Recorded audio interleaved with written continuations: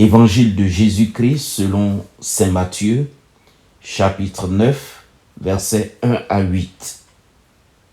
En ce temps-là, Jésus monta en barque, refit la traversée et alla dans sa ville de Capharnaüm. Et voici qu'on lui présenta un paralysé couché sur une civière. Voyant leur foi, Jésus dit au paralysé: « Confiance, mon enfant, tes péchés sont pardonnés. » Et voici que certains parmi les scribes se disaient: « Celui-là blasphème. » Mais Jésus, connaissant leurs pensées, demanda: « Pourquoi avez-vous des pensées mauvaises ? En effet, qu'est-ce qui est le plus facile, dire tes péchés sont pardonnés, ou bien dire lève-toi et marche?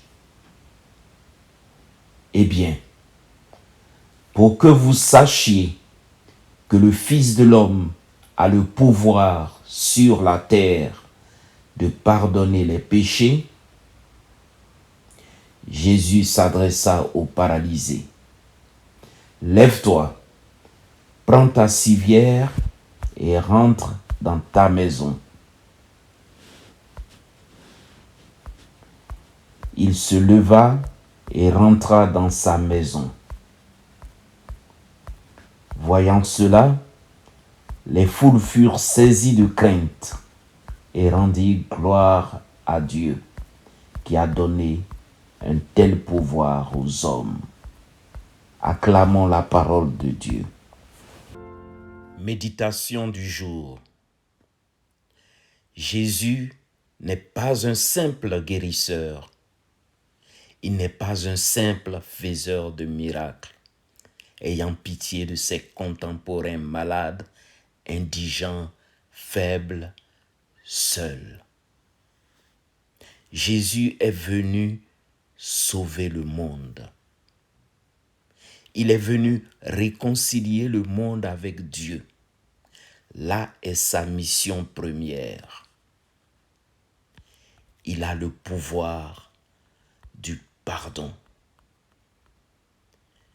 Cette capacité, personne ne l'avait eue comme lui. Quelle révélation!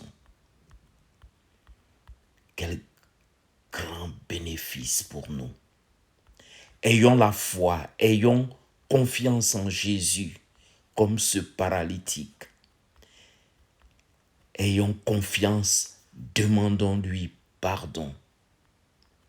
Demandons-lui de guérir nos âmes en priorité.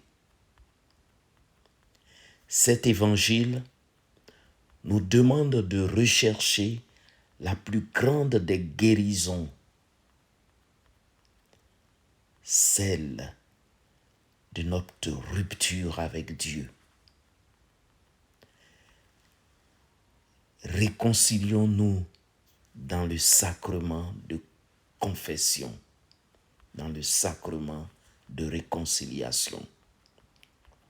Puissions-nous, à l'image de ce paralysé, laisser Jésus nous toucher,